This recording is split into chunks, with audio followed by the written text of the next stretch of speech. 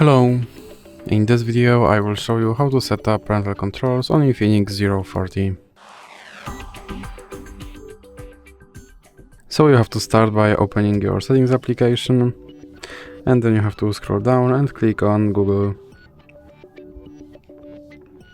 Now click on all services, and then you have to scroll down again and click on parental controls. Then click let's do this and click sign in. Now you have to enter your lock screen pattern,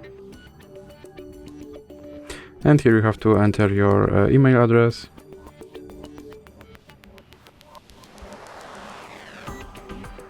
Then click next, and now you have to enter your password. Then click I agree and click accept. Now click on supervise and click next, and here you have to enter your parent email address. Then click next, and now you have to enter your parent password.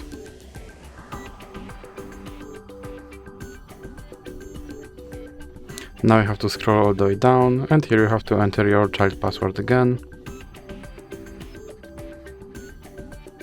And then click next. Now click allow. Click next. And done. And as you can see, my parental controls are now set up, so that's it for this video. If you liked it, please remember to leave a like and subscribe.